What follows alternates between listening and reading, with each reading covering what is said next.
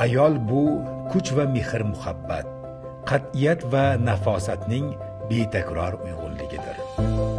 Nozik xilqat vakillari zimmalariga ulkan mas'uliyatni olib, yaratuvchanlik, rivojlanish va muvaffaqiyat sari dadil intila oladilar.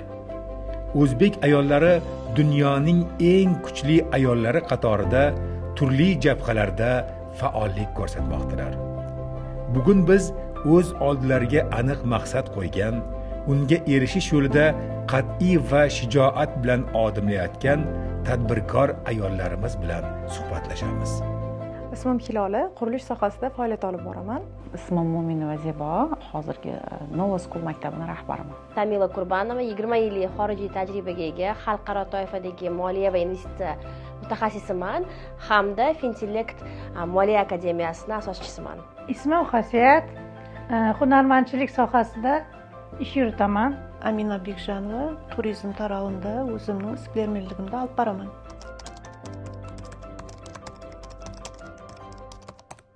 Hayotim davomida menga asqotgan otam 3 ta maslahatlarni aytib o'taman. Bu birinchisi har doim halol ishlagan va ikkinchisi kamtar bo'lgan, uchinchisi muomala qilishni bilgan. Muomala qilish bu bilamiz tadbirkorlikda har qanday eshikni ochadigan kalit bo'lib, muhim omil bo'lib hisoblanadi. Biron bir ish rejalashtirgan ishimni o'xshamaguncha yutqizsam ham, yo'qotsam ham to'xtamaganman hech qachon. O'sha ish o'xshamaguncha 10 marta kerak bo'lsa 20 marta qilganman, lekin o'sha xohlagan natijamni olganman. Bilasizmi, juda oddiy tuyulishi mumkin, lekin taslim bo'lmaslik. Dunyoga nogiron bo'lib kelganman, lekin nogironlikka qaramasdan onamni va otamni maslahatlari doim yodimda turadi. O'zing uchun o'zing kurashgin, hayotda o'z o'rningni topishga harakat qil degandan keyin o'zimga kuch, o'zimga qandaydir orzu umidlar qo'yib, shu maqsadlar sari harakat qildim. Mana harakatda barakat deganday shu kunga yetib keldim. Dunyo yuzini belgili ilmbazi Einsteinning so'zi bor. Men bu natijaga aqlliligim sababidan emas, harakatni to'xtatmaganim sababidan yetdim. Men shu Einsteinning so'zini o'zimga bir shior qilib olganman.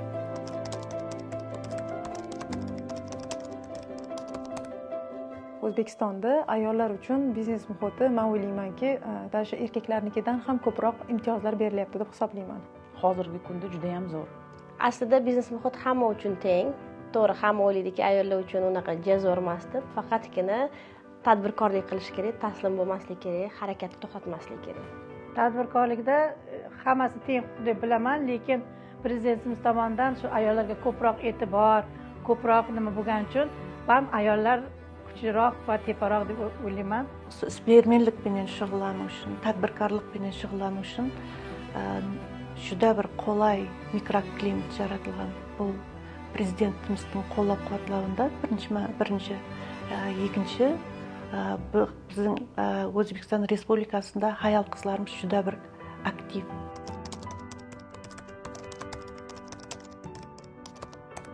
Qiz bola o'qib hokim bo'larmidi deyshadi-ku. Ayollar pul topsa o'zgaradi yoki bir oilasidan uzoqlashib qoladi yoki bir o'zini tutishi boshqacha bo'lib qoladi deyshadi.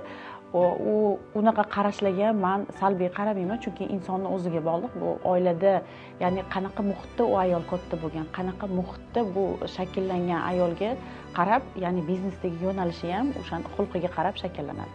Endi menimcha hamma ayollarni juda zaif deb o'ylaydi, lekin aslida ayollar juda ham kuchli. Ya'ni fizически gapirmayman, balki o'zbek ayollari ayniqsa kuchli. Shartnoma tuzishda, masalan, katta firmalar bilan shartnoma tuzganda boraman, siz ayol ham nogiron ayol eplay olasizmi degan so'zlar menga qandaydir bir ham kulgili bo'ladi, ham og'ir tegadi. Sezimsiz, bir qattiq qo'l bo'ladi degan bir fikr borda. Biroq men bunga qo'shilmayman, sababi hayal ishbilarmon o'zining kollektivini juda bir mehribon ana bo'lib hisoblanadi.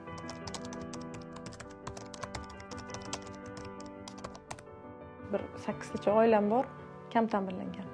Ko'pincha shularning oldiga boraman. Har qanday stress holati menga, ya'ni qiyinchilik yoki bir to'siq yoki bir katta xatoga duch kelgan holatingizda bu men uchun yechim yetish uchun juda ham katta imkoniyat bo'ladi. O'sha miyam boshqacha ishlashni boshlaydi. Doimiy ravishda bo'ladi. Men o'rganganman, stressga juda ham anaqa nima edi. Qattiqman, lekin menga nima yordam beradi? keyingi qayerga sayohat qilishimni o'ylashim. Har doim o'sha narsa bo'ladi. Qayerga ketayotganimni bilaman, qachon bilmadim, bir oymi, bir haftami, qanchadan keyin shu menga motivatsiya beradi. Stressga men avvalambor tushmayman, chunki o'zimni his-hayajonlarimni bosishni bilaman. O'zim ham psixologman, shu uchun tez chiqib ketaman, ham ko'nglimga olmayman. O'ylab ko'raman. Sebebi bu vaqtda har xil жағдай bo'lishi mumkin. Situatsiyadan chiqib, endi bir charchab ketgan vaqtim bo'ladi, сол кезлерде tabiatga qo'ynina chiqaman, tabiatdan kuch olaman.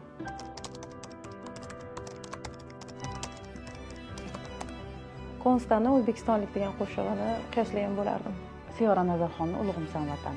Birinchi xayolimga kelayotgan qo'shiq bu New York qo'shig'i, Alicia Keys aytgan, Jay-Z ham anaqa yordamlashib o'rgan o'sha qo'shiq bilan. Qo'shiqqa kelganimizda bugun ertalab shunaqa voqea bo'ldi. Ertalab turib televizorni yoqsam, shunaqa bir chiroyli qo'shiq yangrayapti-da. Ramazon keldi, Ramazon degan qo'shiqni artistlar aytyapti. Shuni ko'rib, men qandaydir kuch olib, motivatsiya olib, nima desam, mana shu meni qo'shig'im ekan deb o'zimga nima dedi, ertalab xuddi shu fikr menga keldi.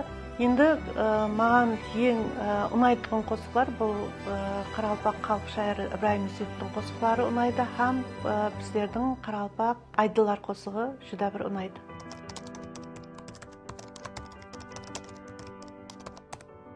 o'n yil oldingi Tamila Qurbanovaga men nima derdim? O'zingga yanada ko'proq ishongin derdim. Albatta ko'proq til o'rganish va yana ham o'sha berilayotgan vaqtni yana ham foydali qilib ishlatish. Temp tezlashtirish, xayol surmasdan tez rejalan, chunki oliy maqsadni oldin qo'yish kerak ekanda. Men hozir shu narsaga endi yetib keldim, u payt yosh bo'lganman. Ya'ni oliy maqsad qo'yayotganingizda eng oliy maqsadingizni qo'yib, undan orqaga qarab qanaqa etaplarga borishingizni rejasini tuzishingiz kerak ekanda. Juda ham ko'p xatolar qilganman. Shularni takrorlamaslikka harakat qilardim. 10 yil oldinga Amina Bekshanovaga ko'proq bilim oluvni ham til o'rganuvni. Barcha go'zal ayollarimizni fasllar kelinchagi bo'lmish bahor, ya'ni 8-mart bayrami bilan tabriklayman. O'zingizga ishonishinglarni tilayman va katta maqsad qo'yishni, katta orzu qilishdan qo'rqmaslikni tilayman. Bugungi bayram bilan sizlarni chin qalbimdan tabriklayman. Sizlarga omad, sog'lik, sihat, salomatlik tilayman. 8-mart bayramini qutlayman. Ham sizlarga din, sog'lik, baxt, quvonch, shang'aroqlaringizda amallik tilayman. Bugungi kundan, bugungi imkoniyatlardan, bugungi davrdan unumli foydalanib, eng o'zbek ayollari dunyoning eng lider, eng ko'zga ko'ringan, eng mashhur ayollari bo'lib qolishingizni tilayman. Aziz ayollar, bayramingiz muborak bo'lsin.